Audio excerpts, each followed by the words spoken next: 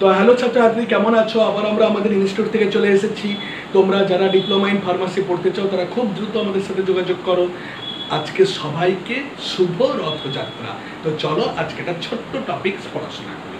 তো আজকে আমাদের topics basically anti migraine drugs. তো অ্যান্টি মাইগ্রেন ড্রাগস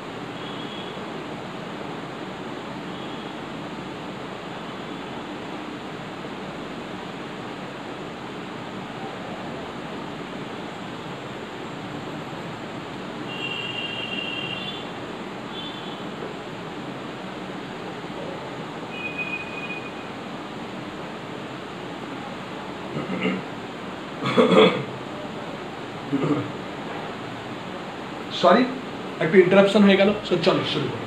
সো আমাদের আজকে টপিকস হচ্ছে anti migraine drugs. So what is anti migraine drugs? না, অ্যান্টি মানে হচ্ছে নো, অ্যান্টি মানে হচ্ছে নো। মাইগ্রেন কথার অর্থ কি? না, মাইগ্রেন কথার অর্থ হচ্ছে একটা নিউরোভাস্কুলার হেডেক। একটা হচ্ছে নিউরোভাস্কুলার টাইপ অফ হেডেক। তার মানে যে হেডেক, যে মাথা ব্যথা, বেসিক্যালি তার মেন কারণটা হচ্ছে ব্লাড ভেসেল। তার মেন কারণ হচ্ছে blood vessel, that's why vascular type of headache. এবং সেই হেডেকটা মেডিয়েটেড হয় নার্ভের মাধ্যমে, এবং নার্ভের যে কাভারিংস ডুরা ম্যাটার সেটা বেসিক্যালি স্ট্রেচ পড়ে। সো দ্যাটস ওয়াই এই ধরনের হেডেককে আমরা বলে থাকি নিউরোভাস্কুলার হেডেক। ভাস্কুলার হেডেক কিন্তু সাবঅ্যারাকনয়েড হেমোরেজও কিন্তু ভাস্কুলার হেডেক, কারণ কি ব্লাড ভেসেল কারণে হেডেক হচ্ছে। তো ভাস্কুলার হেডেক বেসিক্যালি যারা ব্রেনের মধ্যে যে সমস্ত আর্টারি সাপ্লাই হয়েছে তাদের কারণে যখন হেডেক হয় তাকে আমরা বলে থাকি ভাস্কুলার হেডেক। তো এটা one type of vascular headache. কেন না, আমাদের এই যে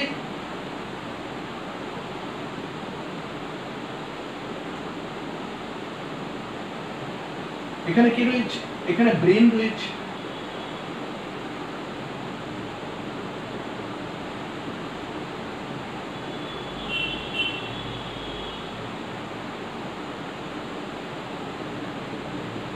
so this is the brain, এবং তোমরা প্রত্যেকেই জানো this is the forebrain, this is the midbrain, এবং this is the hindbrain. Hindbrain মধ্যে পন্স, মেডুলা অবলাঙ্গাটা, এবং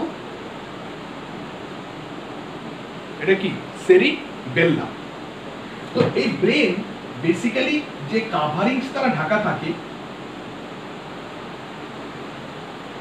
ব্রেন কিন্তু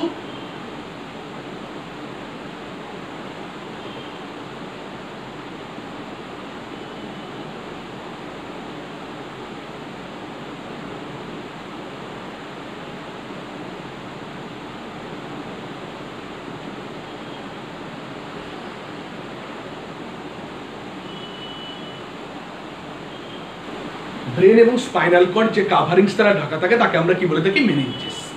মেনিনজেসের কটা লেয়ার? 3টা লেয়ার। সব থেকে বাইরের লেয়ারটাকে বলা হয় ডুরা ম্যাটার, এটা মোস্ট ডিউরেবল, অনেকটা শক্ত। তারপরে মাঝখানের যে লেয়ার তাকে আমরা বলি অ্যারাকনেট ম্যাটার, এবং তারপরের যে শেষের লেয়ার তাকে আমরা পায়া ম্যাটার বলে থাকি। তো ব্রেনের যে মেনিনজেস কটা লেয়ার? 1 ইট ডুরা ম্যাটার, অ্যারাকোনোয়েড ম্যাটার এবং পায়া ম্যাটার।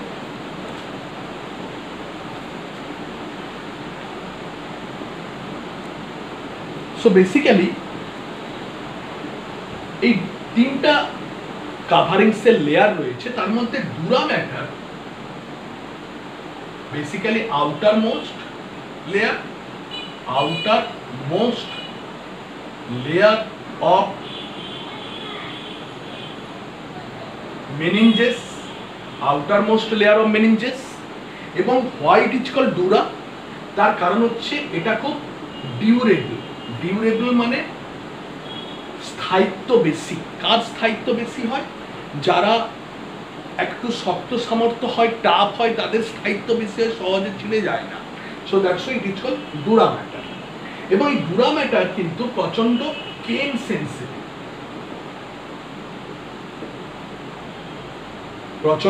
পেন সেন্সিটিভ, এবং বিশেষ করে এই ডুরা ম্যাটারকে তোমার meningeal branch of trigeminal nerve কিন্তু সাপ্লাই করে। সো এই meningeal branch of trigeminal nerve কি না? ট্রাইজেমিনাল নার্ভ হচ্ছে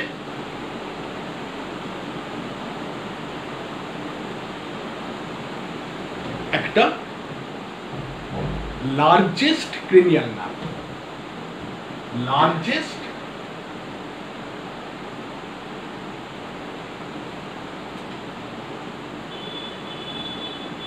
ক্রেনিয়াল নার্ভ। এই লার্জেস্ট ক্রেনিয়াল নার্ভে কটা ব্রাঞ্চ রয়েছে? ট্রাইজেমিনাল নার্ভে 3টে ব্রাঞ্চ রয়েছে। এই ট্রাইজেমিনাল নার্ভ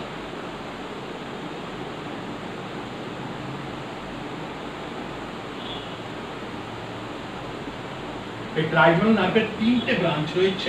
একটা হচ্ছে চোখের দিকে সাপ্লাই করেছে, that is called ophthalmic branch, কারণ এখানে চোখ রয়েছে।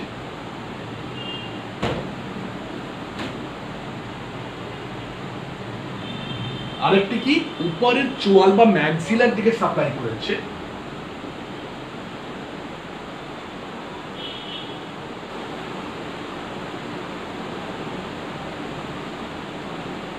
that is called maxillary branch,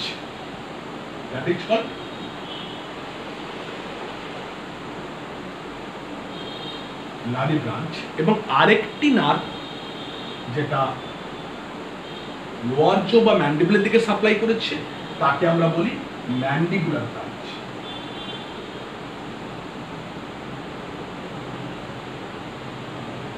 so trigeminal nerve nucleus থেকে 3টা ব্রাঞ্চ বার হয়। ট্রাই মানে 3টা, জেমিনি 3টা branch, ophthalmic branch, maxillary branch এবং ম্যান্ডিবুলার ব্রাঞ্চ। অপথ্যালমিক ব্রাঞ্চকে আমরা বলে থাকি V1, V মানে ক্রেনিয়াল নার্ভ নম্বর 5, V মানে ক্রেনিয়াল নার্ভ নম্বর 5 কে আমরা V দ্বারা ডিনোট করি। সো অপথ্যালমিক ব্রাঞ্চ, ম্যাক্সিলারি ব্রাঞ্চকে আমরা বলে থাকি V2 বা 5-2, আর ম্যান্ডিবুলার ব্রাঞ্চকে আমরা বলে থাকি 5-3।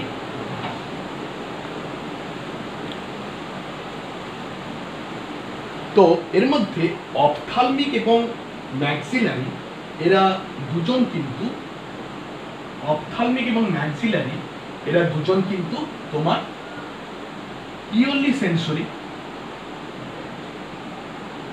তার মানে এখান থেকে সমস্ত সেন্সেশনগুলো, ব্যথা, বেদনা, তাপ, টেম্পারেচার, এইসব সেন্সেশনগুলো এইসব ব্রাঞ্চের মাধ্যমে কিন্তু আমাদের ব্রেনে অ্যাফারেন্ট বা পরিবাহিত হবে, দিয়ে আমরা অনুভব করব। আর নিচের যে ম্যান্ডিবুলার, এটা কিন্তু মিক্সড, কারণ এদের মোটর সাপ্লাই রয়েছে ম্যান্ডিবলকে ওঠানামা করার জন্য, এবং সেন্সরি সাপ্লাই রয়েছে ম্যান্ডিবল এবং জিভকে সেন্সেশন বহন করার জন্য।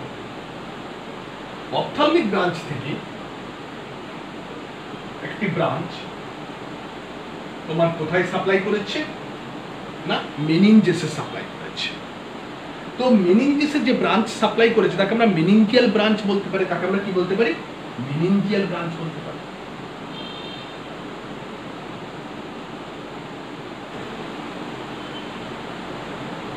তার মানে মেনিনজেস বা আমাদের মাথার যে কাভারিং, ব্রেনের যে কাভারিং, সেগুলো যখন ইনফ্লামেশন হবে, সেগুলো যখন টান পড়বে মেনিনজাইটিসের ক্ষেত্রে, বা কোনো রকমভাবে ভেতরে যখন কোনো ইন্ট্রাক্রেনিয়াল মাস বা লেজন তৈরি হবে, তখন মেনিনজেসে টান পড়বে, তখন কিন্তু এই ব্রাঞ্চগুলো পেন তৈরি করবে।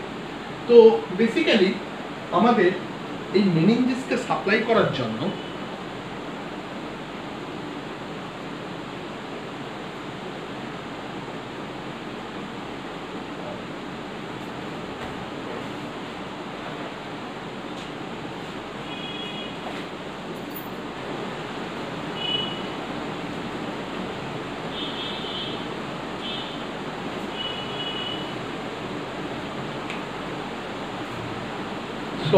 মেনিনজেসকে সাপ্লাই করার জন্য আমাদের একটি আর্টারি কিন্তু মেনিনজেসকে সাপ্লাই করছে, তাকে আমরা meningeal branch of the maxillary artery বলতে পারি। So this is the meningeal branch, meningeal artery. এইবারে দেখো, এই হচ্ছে একটা আর্টারি,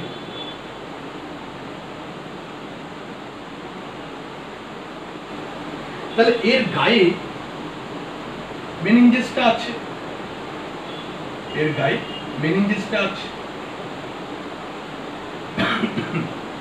তাহলে এই হচ্ছে একটা পাইপ, তার পাইপের গায়ে একটা পর্দা লাগানো আছে বা চাদর ঢাকানো আছে।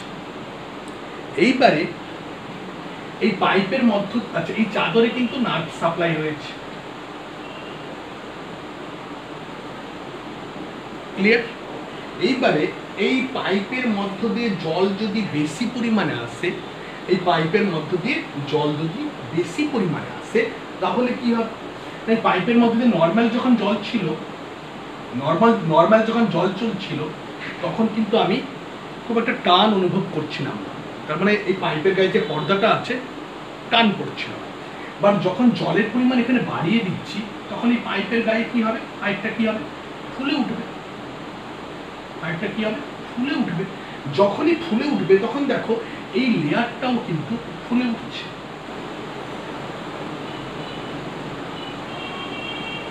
যখনই লেয়ারটা ফুলে উঠবে তখন লেয়ারটার উপর টান পড়ছে, যখনই স্ট্রেচ হচ্ছে তখনই কিন্তু নার্ভগুলো উত্তেজিত হয়ে ব্যথা তৈরি করছে, নার্ভগুলো উত্তেজিত হয়ে ব্যথা তৈরি করছে। তার মানে বেসিক্যালি আমাদের এই মেনিনজিয়াল ব্রাঞ্চ, আর্টারিয়াল ব্রাঞ্চগুলো যখন ডাইলেট হচ্ছে বা ফুলে উঠছে, তখন কিন্তু টান পড়ছে, দিয়ে কিন্তু ব্যথা তৈরি হচ্ছে। এটা একটা ফার্স্ট পয়েন্ট। সেকেন্ড পয়েন্ট ধরো,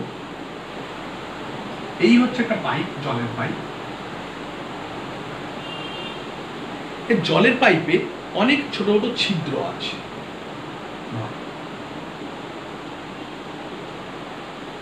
ছোট ছোট ছিদ্র দিয়ে এই ধরো জলের পাইপের গায়ে তোমার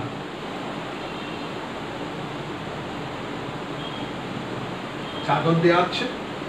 এই ছোট ছোট ছিদ্র মধ্য দিয়ে বেশি করে জল যদি বাইরে বেরিয়ে আসে, এই ছোট ছোট অল্প জল যেত, বাট এই ছোট ছোট ছিদ্র যদি বড় হয়ে যায়, এবং বেশি করে জল যদি বাইরে বেরিয়ে আসে, তাহলে এই জলগুলো কি হবে, এখানে জমে যাবে। এই জলগুলো কি হবে, এখানে জমে যাবে। তাহলে জল যদি জমে যায়, তাহলে জল যদি এখানে জমে যায়, তাহলে কি হবে, এই জায়গাটা টান পড়বে, চাপ পড়বে। যখনই এই জায়গাটা চাপ এবং টান পড়বে, তখনই কি হবে, একটা পর্দার উপর টান পড়ছে। দেখো, এই এখানে পর্দা ছিল, এইখানে যদি ফ্লুইড অ্যাকুমুলেশন হয়, সেই ফ্লুইড একটা প্রেসার দিবে। ফ্লুইড একটা প্রেসার দিলে কি হবে না, সেক্ষেত্রে কিন্তু কি হবে, সেক্ষেত্রে কিন্তু নার্ভগুলো উপর টান পড়বে, অ্যাকশন পোটেনশিয়াল জেনারেট হবে, দিয়ে কিন্তু পেন তৈরি হবে। তাহলে পেন, তাহলে 1 নম্বর হচ্ছে ব্লাড প্রেসার কমে যাওয়ার ফলে বা আর্টারি প্রসারিত হওয়ার ফলে, এখানে আর্টারি প্রসারিত হওয়ার ফলে কিন্তু টান পড়েছে, এবং আর্টারি প্রসারিত হলে ক্যাপিলারি লিকেজ প্রচুর পরিমাণে বেড়ে যায়। ধরো এই হচ্ছে আর্টারি আর এই হচ্ছে ক্যাপিলারি। এবারে যখনই এটা ডাইলেট হবে, যখনই এটা প্রসারিত হবে, যখন এটা প্রসারিত হবে,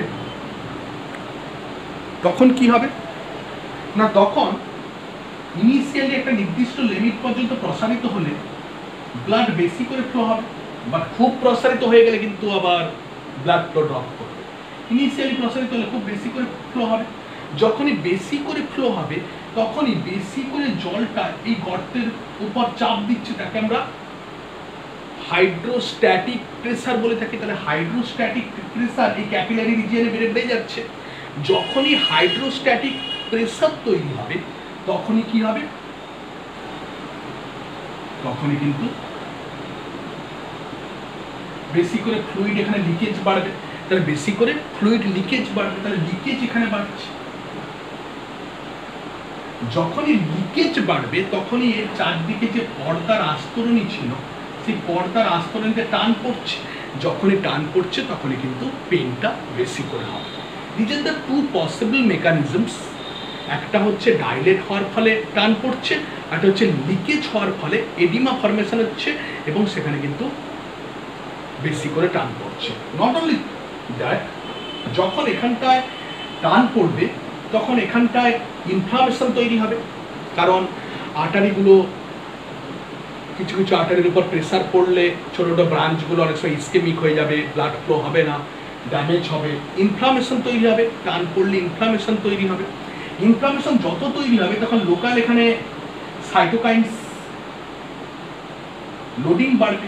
যত লোকাল সাইটোকাইন্স লোডিং বাড়বে, তত কিন্তু এখানে বেশি করে ফ্লুইড অ্যাকুমুলেশন হবে এবং আরও বেশি করে কিন্তু টান পড়বে। আর তুমি জানো, ইনফ্লামেশন হলে পেন অটোমেটিক তৈরি হয়, কারণ তোমার এখানে যে নসি রিসেপ্টারগুলো, সেগুলো কিন্তু বেশি করে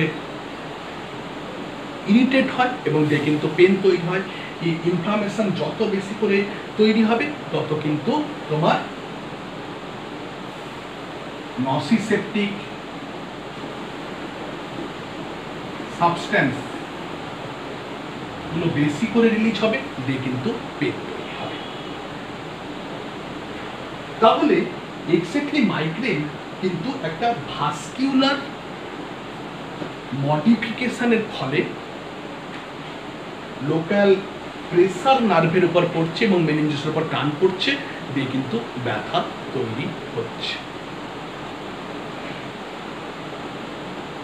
তো আমরা মেন চাইব যে যে কারণে ব্লাড ভেসেলগুলো ডাইলেট হচ্ছে, সেই কারণটাকে বন্ধ করা। এক্স্যাক্টলি কি হয় না,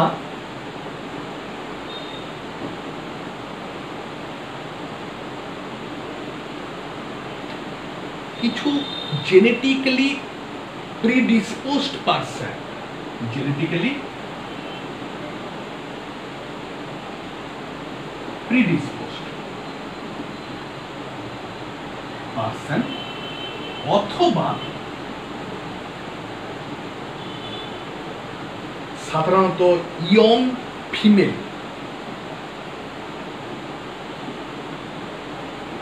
যাদের মেনোপজ হয়নি, কারণ মেনস্ট্রুয়েশন চলছে, ইস্ট্রোজেন লেভেল হাই আছে, ইস্ট্রোজেন ব্লাড প্রেশারকে কমায়, আর্টারিকে ডাইলেট করে। নম্বর 3, কিছু কিছু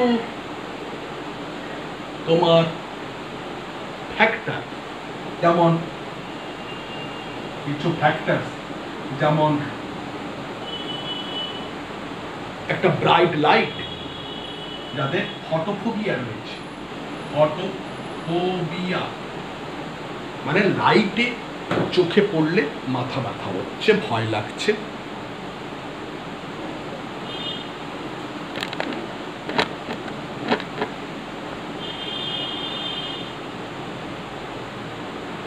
যাদের ফটোফোবিয়া রয়েছে, যাদের phonophobia,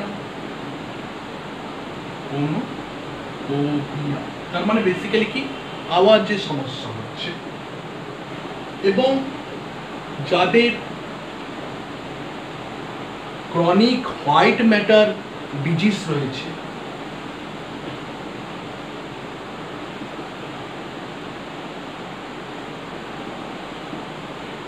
actually white matter ischaemia, chronic white matter ischaemia যাদের মাথা যন্ত্রণা বেশি হয় বা মাইগ্রেন হয় তাদের ক্ষেত্রে দেখা যায়, মানে আমাদের ব্রেন, এই ব্রেনের বাইরেরটা হচ্ছে গ্রে ম্যাটার এবং ভেতরটার যে কানেকশানগুলো সেগুলোকে আমরা বলি হোয়াইট ম্যাটার, যেমন কর্পাস ক্যালোজাম, এগুলো হচ্ছে সব হোয়াইট ম্যাটার। তো মানে অ্যাকশনগুলোর বান্ডেল অফ অ্যাকশনকে আমরা বলে থাকি হোয়াইট ম্যাটার। অ্যাকচুয়ালি ব্রেনের চারদিকটা কিন্তু নিউরনের সেল দিয়ে ঘেরা আছে, আর ভেতরটা কিন্তু অ্যাকশনের বান্ডেল। তো ভেতরটা হোয়াইট ম্যাটার আর বাইরেরটা হচ্ছে গ্রে ম্যাটার। অনেক সময় ক্রনিক হোয়াইট ম্যাটার ইস্কেমিয়াও কিন্তু মাইগ্রেন তৈরি করে, আবার মাইগ্রেন কিন্তু ক্রনিক হোয়াইট ম্যাটার ইস্কেমিয়া তৈরি করে। সো এই সব ফ্যাক্টরগুলো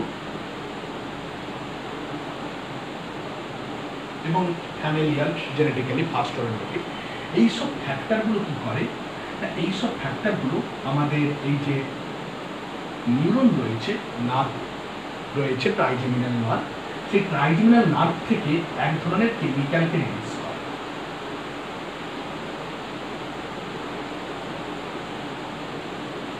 এক ধরনের কেমিক্যালকে রিলিজ করে। এই এক ধরনের কেমিক্যালের নাম হচ্ছে, ধরে নাও এরা কি করে, এই ট্রাইজেমিনাল নার্ভকে উত্তেজিত করে। তাহলে উত্তেজিত যখন করবে তখন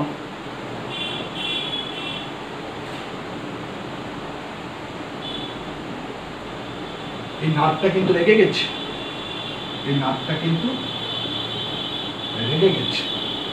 যখনই রেগে গেছে তখনই তারা, দেখো আমরা যখন উত্তেজিত হয়ে পড়ি তখন মুখ থেকে কি হয়, থুতু বেরায় রেগে গেলে। প্রচন্ড জোরে কথা বলতে গেলে মুখ থেকে স্যালিভেশন। ঠিক সিমিলার এদের ট্রাইজেমিনাল নার্ভ এন্ডিংস থেকে, এদের ব্রাঞ্চ থেকে কি হচ্ছে, স্যালিভেশন হচ্ছে। যেমন ধরো ক্যালসিটোনিন জিন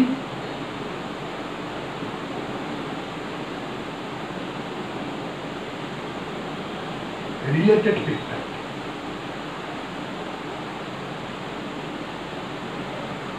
আমরা সিজিআরপি। তো নার্ভ এন্ডিংস থেকে, এই মেনিনজিয়াল নার্ভ এন্ডিংস থেকে ক্যালসিটোনিন বা ট্রাইজেমিনাল নার্ভ এন্ডিংস থেকে ক্যালসিটোনিন জিন রিলেটেড পেপটাইড রিলিজ হচ্ছে। তারা কি করছে, মেনিনজিয়াল আর্টারি, এই যে মেনিনজিয়াল আর্টারি রয়েছে, এই মেনিনজিয়াল আর্টারির যে এখানটায় রিসেপ্টর রয়েছে, এই রিসেপ্টরের সঙ্গে যুক্ত হচ্ছে। এই রিসেপ্টর বেসিক্যালি কিন্তু 5-হাইড্রক্সিট্রিপটামিন রিসেপ্টর, 5-হাইড্রক্সিট্রিপটামিন রিসেপ্টরের সঙ্গে যুক্ত হয়, বা সেরোটোনিন রিসেপ্টর বলতে পারি। দিয়ে কি করে, ব্লাড ভেসেলকে সংকুচিত করছে, দিয়ে কি করছে, দিয়ে কি করছে, ব্লাড ভেসেলকে প্রসারিত করছে, দিয়ে কি করছে, ব্লাড ভেসেলকে প্রসারিত, সেটাকে প্রসারিত করে দিচ্ছে। তাহলে প্রসারিত করলেই এই মেনিনজিয়াল ব্লাড ভেসেল প্রসারিত হলেই টান পড়বে, প্রেসার বাড়বে, দিয়ে কিন্তু পেন তৈরি করছে। পাশাপাশি যখনই ব্লাড ভেসেল প্রসারিত হচ্ছে তখনই কি হচ্ছে না, তখনই ব্লাড ভেসেল অনেকটা লিকি হয়ে যাচ্ছে, ক্যাপিলারি অনেকটা লিকি হয়ে যাচ্ছে। লিকি হলে কি হবে, বেশি করে ট্রান্সডুয়েট ফ্লুইড বেশি করে বেরাবে, এবং যখনই সেই ট্রান্সডুয়েট ফ্লুইডগুলো বেরাবে তারা কিন্তু অ্যাকুমুলেট হয়ে কিন্তু প্রেসার তৈরি করবে, লোকাল এডিমা ফর্মেশন করে একটা প্রেসার তৈরি করবে। যখনই প্রেসার তৈরি করবে তখনই টান করবে, তখনই কিন্তু ব্যথা হবে। তাহলে আমাদের মেন উদ্দেশ্য বেসিক্যালি এই সমস্ত যে মডিফাইং ফ্যাক্টর যেগুলো সেগুলোকে কমানো, আর নন মডিফাইং ফ্যাক্টরকে কিন্তু কমাতে পারবে না। এবার তুমি জিনকে চেঞ্জ করতে পারবে না, but modifying factor bright light, Sunlight এগুলোকে এড়িয়ে চলা, বেশি শব্দকে এড়িয়ে চলা, তারপর যাতে প্রপারলি কোনো রকমের ব্লকেজ না থাকে, blood pressure, blood sugar, cholesterol, যে সমস্ত কম্বাইন্ড মরবিডিটিসগুলো আছে, ওবেস পেশেন্টদের বেশি করে ওবেসিটি, এগুলোকে এড়িয়ে চলা। যদি কোনো হরমোনাল থেরাপি, বিশেষ করে ইস্ট্রোজেন থেরাপি অনেক সময় দেওয়া হয়, সাধারণত অনেক সময় তোমার ইস্ট্রোজেন থেরাপি আমরা বিভিন্ন, বিশেষ করে ব্রেস্ট ক্যান্সার, বিশেষ করে অন্যান্য ক্ষেত্রে আমরা অস্টিওপোরোসিস, এগুলোর ক্ষেত্রে আমরা হরমোন রিপ্লেসমেন্ট থেরাপি আমরা করে থাকি, তো সেগুলোর ক্ষেত্রে কিন্তু প্রিডিসপোজড হয়ে থাকতে পারে। তো এগুলোকে এড়িয়ে চলো। বাট আমরা চলে আসি ওষুধের ক্ষেত্রে। ওষুধের ক্ষেত্রে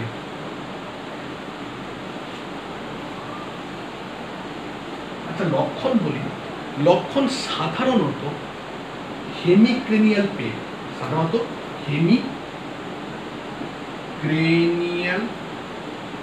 থ্রবিং,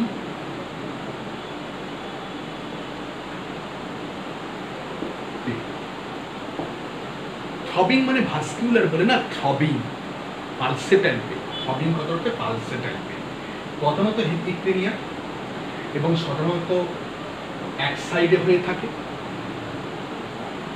সেকেন্ড হচ্ছে প্লাস অথবা মাইনাস, মানে থাকতেও পারে বা নাও থাকতে পারে, নজিয়া অ্যান্ড ভমিটিং। আর তার সঙ্গে ফটোফোবিয়া, ফোনোফোবিয়া, এবং অনেক সময় তোমার কিছু পার্টিকুলার স্ট্রোক মিমিক টাইপের সিম্পটমস, স্ট্রোক মিমিক টাইপের সিম্পটমস, প্যারালাইসিস, একটা কথা বলতে পারছে না, একটা স্ট্রোক মিমিক টাইপের সিম্পটমস হতে পারে। স্ট্রোক মিমিক্স আরও কারণ আছে, যেমন তোমার মোস্ট ইম্পর্ট্যান্ট অনেক সময় যাদের এপিলেপসি আছে তাদের ক্ষেত্রেও স্ট্রোক মিমিক্স দেখা যায়, বাট এদের ক্ষেত্রে অনেক সময় স্ট্রোক মিমিক্স দেখা যেতে পারে। এবং পেশেন্ট সবসময় কিন্তু একটা মাথা ধরে বসে থাকে, সেটা শর্ট ডিউরেশন 4-5 ঘন্টা হতে পারে, সেটা লং ডিউরেশন 2 থেকে 3 দিন হতে পারে। সো দ্যাটস ওয়াই মাইগ্রেন কিন্তু একটা ভেরি কমন অ্যাটাক। এবং মাইগ্রেন আমরা নর্মালি ডায়াগনোসিস করি পিওরলি ক্লিনিক্যাল ডায়াগনোসিস। সো আমরা মেডিসিনের ক্ষেত্রে চলে যাই। দেখো মোস্ট ইম্পর্ট্যান্ট, এই ব্লাড ভেসেলগুলোকে আমি ডাইলেট হতে দিব না। ডাইলেট হওয়ার জন্য কে দায়ী? সিজিআরপি দায়ী, ক্যালসিটোনিন জিন রিলেটেড পেপটাইড, জিন রেগুলেটেড পেপটাইড। সো ক্যালসিটোনিন জিন রেগুলেটেড পেপটাইড কে যদি আমি সিক্রেশনটাকে বন্ধ করে দিই তাহলে এই ঘটনা ঘটবে না। আর সেটা কে করে? ট্রিপ্টান গ্রুপের ওষুধ। ট্রিপ্টান গ্রুপের ওষুধ কিন্তু যতই তুমি ট্রাইজেমিনাল নার্ভকে ইরিটেট করো না কেন, ওখান থেকে কিন্তু ওই থুতু বেরাতে দিবে না, তার মানে সিজিআরপিকে রিলিজ হতে দিবে না। সিজিআরপি রিলিজ না হলে সিজিআরপির যে রিসেপ্টার হাইড্রোক্সিট্রিপ্টোফ্যানের মতো রিসেপ্টারের সঙ্গে যুক্ত হবে না, তার ফলে কিন্তু ব্লাড ভেসেল ডাইলেট হবে না। এই ট্রিপ্টানের মধ্যে মোস্ট ইম্পর্ট্যান্ট সুমাট্রিপ্টান, যাকে আমরা ওরালি অথবা ন্যাজালি প্রয়োগ করতে পারি এবং প্যারেন্টালি প্রয়োগ করতে পারি। মোস্ট ইম্পর্ট্যান্ট ফোভাটিপ্টান, বেশি করে লং অ্যাক্টিং, অনেকক্ষণ ধরে কাজ করে। দেখো লং অ্যাক্টিং হওয়ার কারণ হচ্ছে বিভিন্ন ওষুধ যদি যারা ফার্স্ট পাস মেটাবলিজম হয় তাদের ক্ষেত্রে কিন্তু ভেরি শর্ট ডিউরেশন হয়ে থাকে, আর যারা সেকেন্ড পাস মেটাবলিজম হয় এবং আরও অনেকগুলো ফ্যাক্টর আছে লং অ্যাক্টিংয়ের জন্য। তো দ্যাট ইজ ফোভাট্রিপটান। তারপর কি আছে জলমিট্রিপটান।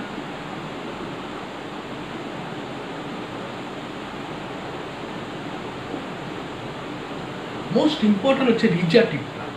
রিজাট্রিপটান কিন্তু short duration and quick action. Reza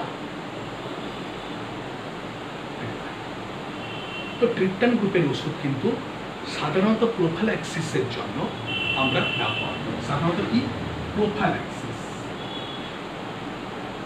তার মানে মাইগ্রেন যাতে অ্যাটাক না হয়।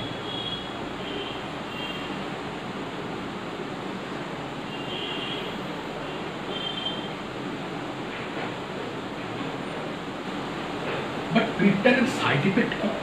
ট্রিপটান কিন্তু ব্লাড ভেসেলকে সংকুচিত করে। সো ব্লাড ভেসেল ট্রিপটান কি করে? ভ্যাসোকনস্ট্রিকশন করে।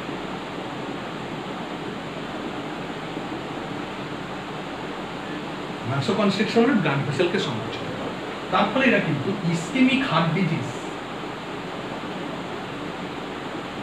বাড়ায়। যাদের অটোমেটিক্যালি হার্টে রক্ত চলাচল কম হয় তাদের ক্ষেত্রে কিন্তু ইসকেমিক হার্ট ডিজিজ বাড়ায়। ইসকেমিক স্ট্রোকের পরিমাণ বাড়ায়, ইসকেমিক স্ট্রোকের চান্স বাড়ায় এবং পেরিফেরাল আর্টারি ডিজিজ পরিমাণ বাড়ায়। ধরো কারো ডায়াবেটিক পেশেন্ট,